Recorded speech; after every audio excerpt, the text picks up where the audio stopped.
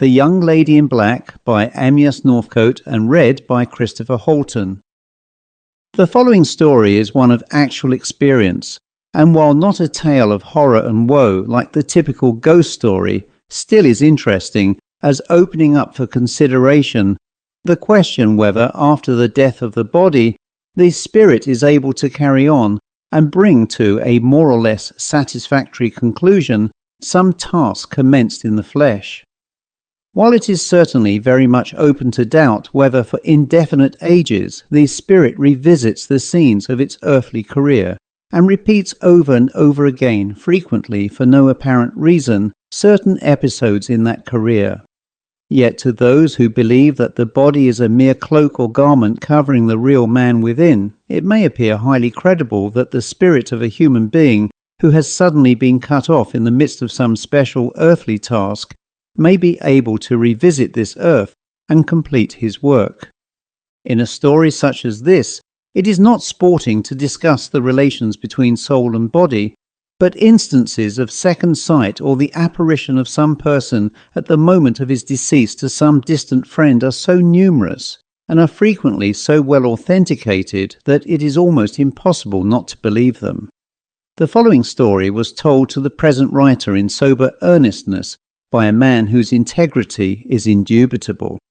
That the narrator may have been mistaken is quite possible, but that he firmly believed what he narrated is without question, and if he really is correct in his story, and did not unconsciously add to its marvellous features after he had learned the truth, it would seem that it is a piece of strong evidence that occasionally the dead, to accomplish some particular end, are permitted to revisit the earth and become visible to some at least of its living inhabitants. Here is the story. One afternoon I was busily engaged in my studio in London, working at a picture J was very anxious to finish. I had not suffered myself to be disturbed all day, and now was feeling rather tired, but very pleased at the rapid progress I was making.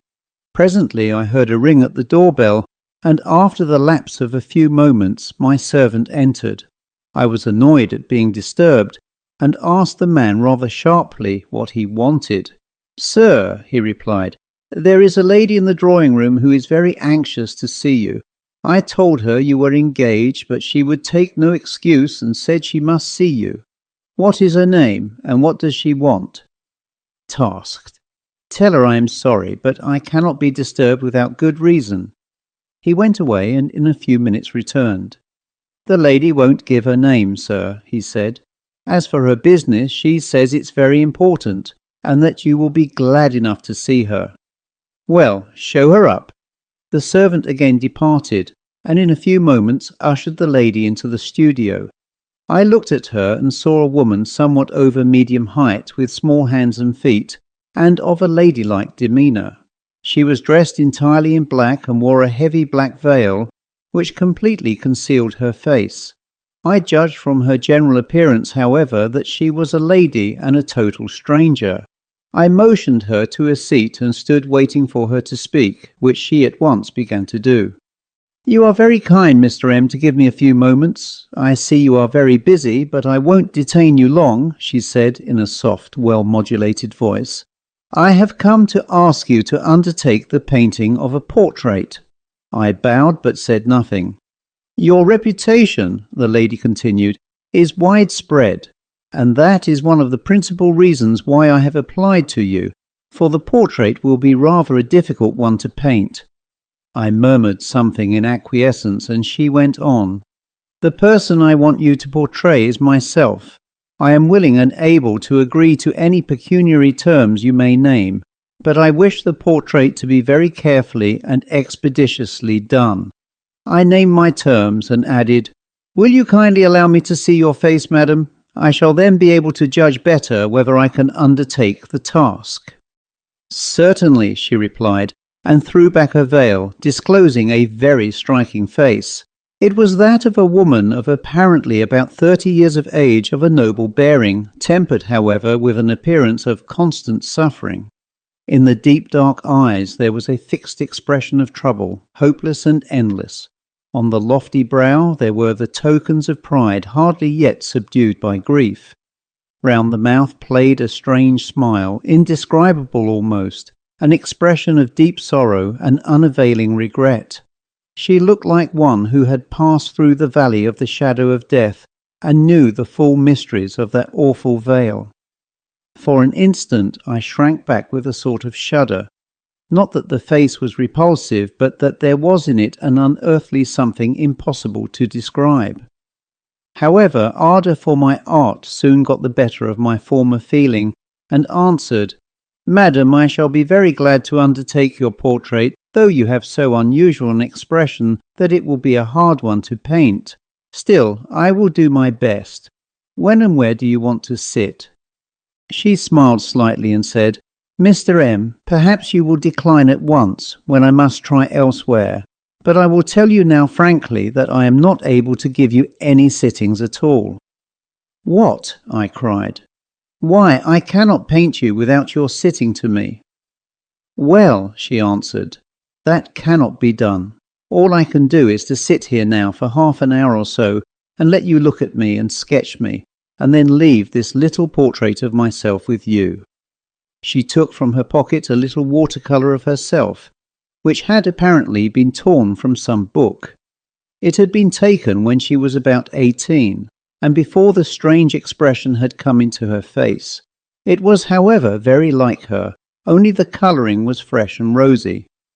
"Well," I said as I took it, "I will see what I can do in so short a time, though I am afraid I shall make a poor job of it." So saying, I sat down and sketched her as carefully and as rapidly as possible, though I found great difficulty in catching the various expressions of her face. In about half an hour she rose, saying, "I must go now, Mr. M. Many thanks for your kindness. Here is the price you named for the picture. You see I can trust you and will pay in advance." With these words she counted out a sum of money in banknotes on the table, and gave me an address to which she wished the picture to be sent.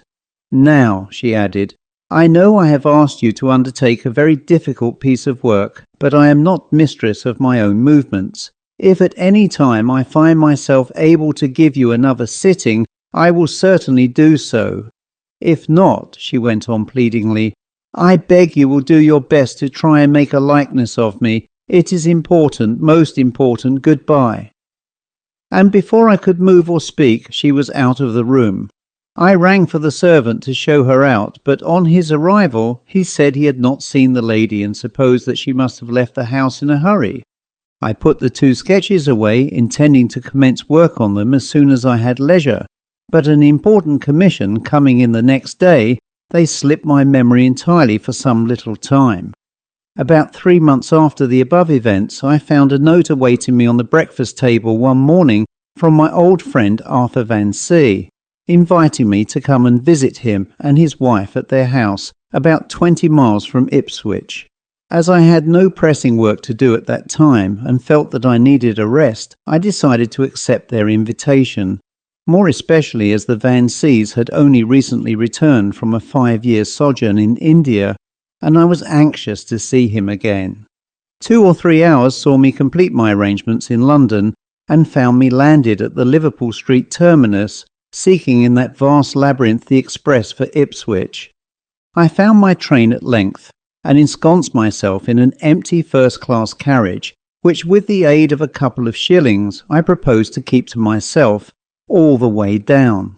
But I was doomed to disappointment. Just before the train started, the door of my carriage was opened. A porter's voice said, "Here you are, ma'am," and a tall lady dressed in deep mourning entered the compartment. There was something about her which appeared familiar to me, but I did not recognize her till, soon after the train had left the station, she raised her veil and disclosed my fair visitor of 3 months before. I was at first startled, and then a feeling of shame rushed over me. I had taken this lady's money and promised to paint her picture at once, and here at the expiration of 3 months not a brush had been laid to canvas. I did not know what to say, but finally bowed and murmured a greeting. She responded and promptly asked, "Well, Mr. M, when will you finish my picture?" This completely disconcerted me. I inwardly vowed I would work incessantly on that portrait till it was finished, while aloud I said, My dear madam, I have been so busy that really I have had but little time. I feared as much, she interrupted me, but I do beg, Mr. M., that you will take the matter up in earnest when you return to town. You don't know, you can't guess, what a weight will be off my mind when that picture is finished. I promise you, I replied, that I will have it done very quickly. I will give it precedence over all other work. I hope you will, she said, and then added, I am glad to have this opportunity afforded me to let you look at my face and gather some ideas for the picture. I replied that I also was pleased to have the chance, and added, and also to have the pleasure of travelling down with you into Suffolk. She smiled, and we had a pleasant conversation during our journey to Ipswich, though I found that my companion's part in it was at all times tinged with a certain sadness. At Ipswich station I lost sight of her in the confusion incidental on changing trains, and it was not till I was seated in the little branch railway that I bethought myself that I had forgotten to ask her name or ascertain her destination. However, I dismissed the subject, and on my arrival at Pocklington, the station nearest Vansee's house, I found myself so busy hunting up luggage and a conveyance that I completely forgot my fellow traveller. After a drive of some 3 miles, I arrived about 7:30 at Vansee's house, and on the door being opened was greeted by the butler, who said, "Dinner will soon be ready, Mr. M. The family is upstairs dressing. I will show you to your room at once, sir, if you please." I went up, therefore, immediately, and with the assistance of the butler, rapidly unpacked and dressed for dinner. I mention these comparatively trivial circumstances to show what good ground for surprise I had at what next befell me. Upon descending to the library, where I expected to find my host and hostess, I saw, standing with her back towards me, a tall lady dressed in a black evening gown. On hearing me enter, she turned round, and for an instant I was struck dumb with amazement, for she was none other than my late travelling companion. I had never seen Mrs. Vansea, and I at once concluded that this must be she. But how in the name of wonder had she got here, and why had she not introduced herself to me in the train? "Well, this is an unexpected pleasure, Mrs. Vansea," I exclaimed. "I never dreamed it was my future hostess I was talking to this afternoon." "I am not Mrs. Vansea," she answered. But before she had time to say more, the door opened, and Vansea, accompanied by a lady, came in. He shook hands with me heartily, and introduced the lady with him as his wife, but I was a little surprised to notice that neither of them spoke to my companion.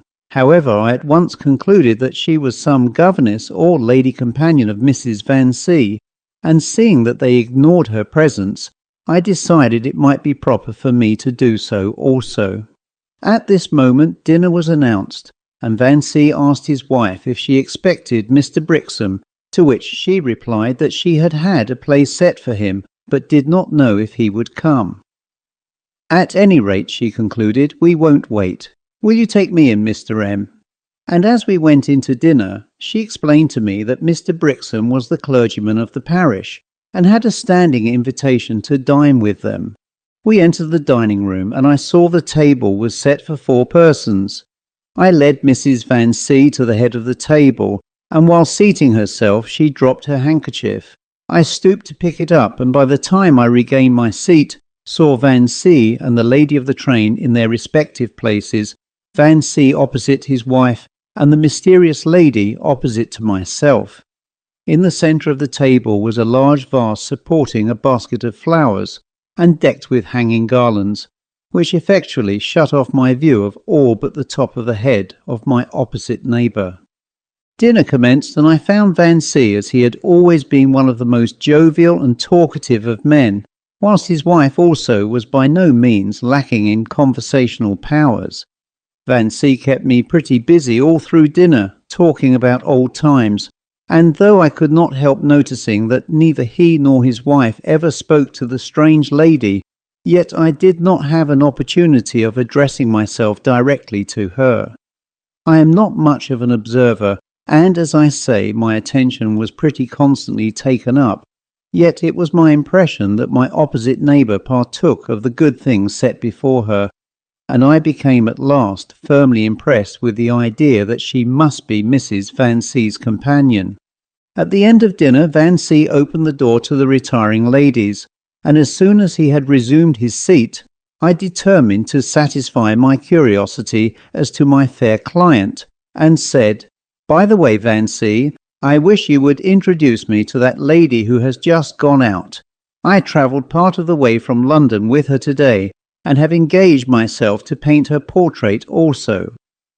I shall never be able to paint such surprise as overspread Van C.'s face. "What?" he said. "You travelled from London today with my wife and are going to paint her picture?" "No, no," I said, "not your wife. I mean the other lady, the one who sat opposite to me." "The one who sat opposite to you?" Van C. repeated. "Why, my dear fellow, the seat opposite to you was empty." "Empty?" I cried. "Are you blind, Van C., or are you joking? I tell you I mean the seat on the opposite side of the table to myself that was occupied by that striking-looking woman in black." "You are mad," retorted Van C. "No one sat opposite to you. There was a seat there for Mr. Brixham, but he didn't come, and there was no one in the room all through dinner except ourselves, my wife, and the servants." "But I saw her," I persisted. "You can't have seen her," he said, "because she wasn't there. Come into the drawing room and we'll ask my wife if you don't believe me." "Well," I said, "here is some extraordinary mistake. Let's go and ask Mrs. Van C. to decide it." So to the drawing room we adjourned, and on entering it I saw that Mrs. Van C. was alone. "Now, Emily," cried her husband, "Em and I have had a dispute, and we are going to leave it to you to decide. Was there or was there not a handsome lady dressed in black sitting opposite Em at dinner tonight?" "No," answered Mrs. Van C. in surprise. "There was nothing but Mr. Brixham's vacant place." "There, I told you so," cried Van C. "Now, if you like, we'll have the servants up and ask them." "I wish you would, Van C.," I answered. "There's some strange mystery here which I should like to have cleared up." So the servants were summoned, and Van C. told me to ask what questions I liked. "Was there," I began, "any lady at table tonight besides Mrs. Van C.?" The butler and footman stared at me in great astonishment, and then said, "No, sir." "And there was no one at all opposite to me?" I continued. And the answer again came, "No, sir." "There was a place set?" I queried. "Yes, sir, for Mr. Brixham, but he didn't come, so we took it down," replied the butler. I thanked the men and let them go. I asked Mr. and Mrs. Van C. if a person such as I described had lived in the house at any time, but though I gave a lengthy and I am sure an accurate description, they utterly failed to recognize her. Finding, therefore, that I had evidently been the subject of some strange hallucination, I determined to endeavour to think no more of it. I decided to paint the picture of the mysterious lady at once and send it to the address in Ipswich she had given me, accompanying it by a note begging her to favour me with some explanation as to how and why she had caused, if she indeed knew the reason, an image of herself to appear to me. The chief point of difficulty I met with in my endeavours to solve the mystery was the impossibility of deciding when the hallucination commenced. Was the whole affair a hallucination, or did the deception begin in the railway train or not until I arrived at Van C.'s house?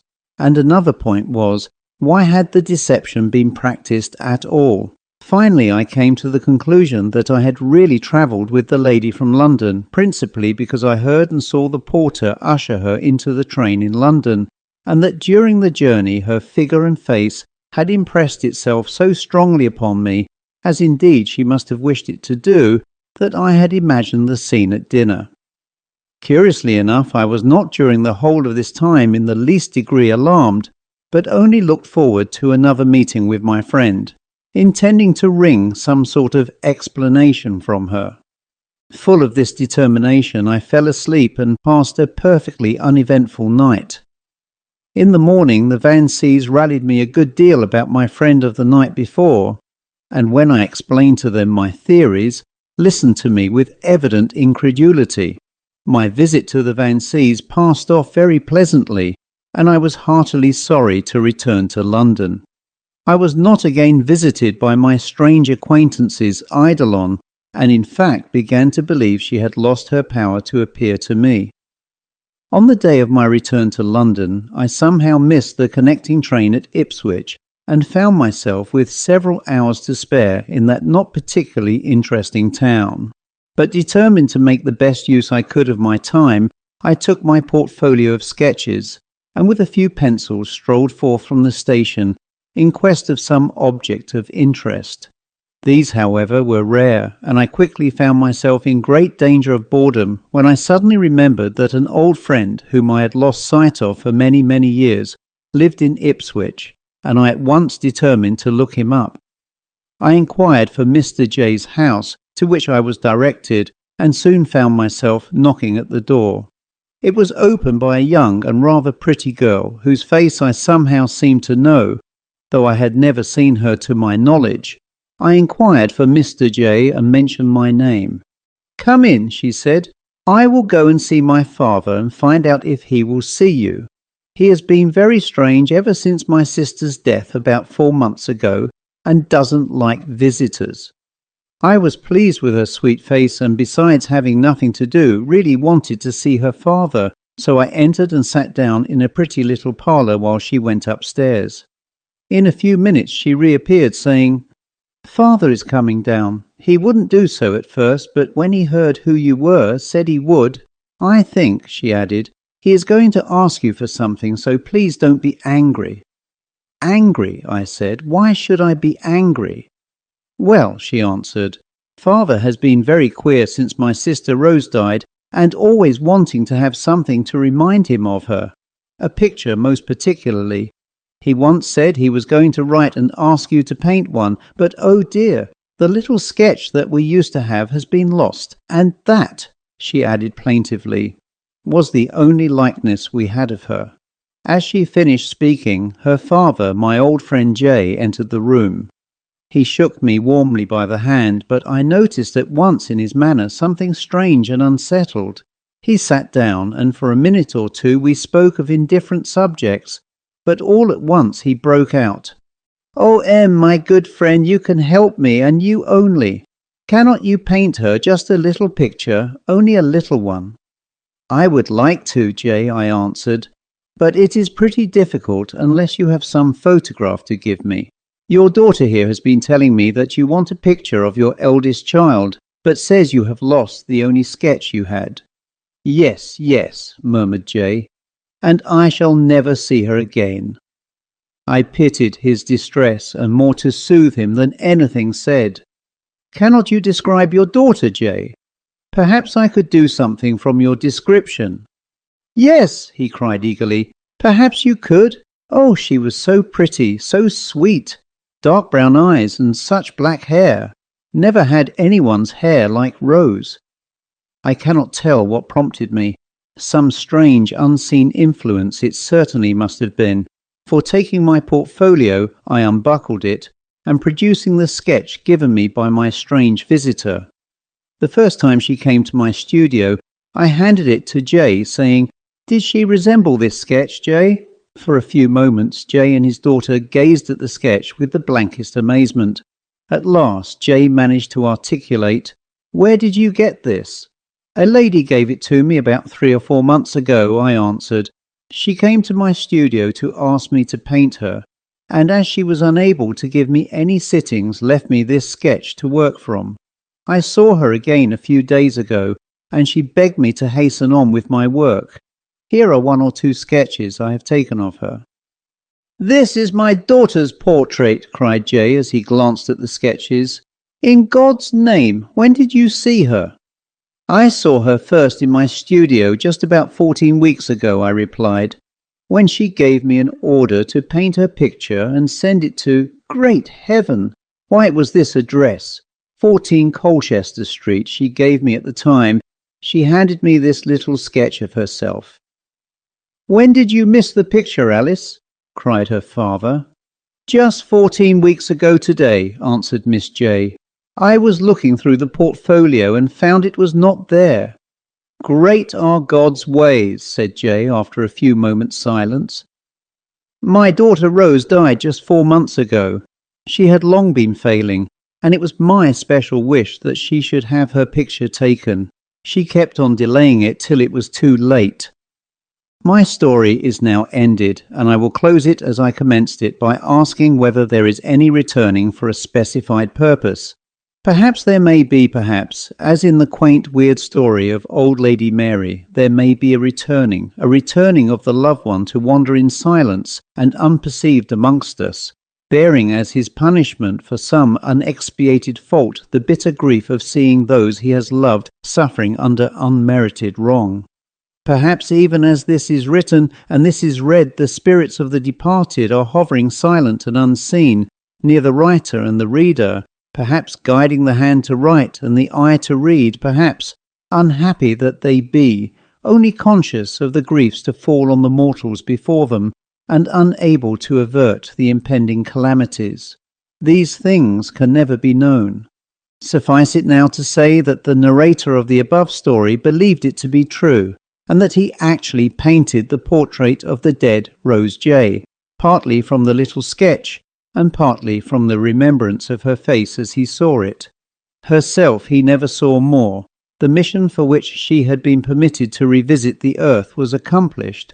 The fault she had committed in neglecting her father's wishes had doubtless been expiated, and her troubled soul rested in peace. 2 last pieces of evidence as to the truth of this strange story may be adduced in the testimony of the porter at Liverpool Street railway station, who distinctly remembered that the part of the platform where he had been standing was empty, and that suddenly he heard a lady's voice say, "Porter, in this carriage, please," and turning, had seen a lady in black pointing to M's carriage. The servant also at Mr. M's remembered admitting her to the studio. The end.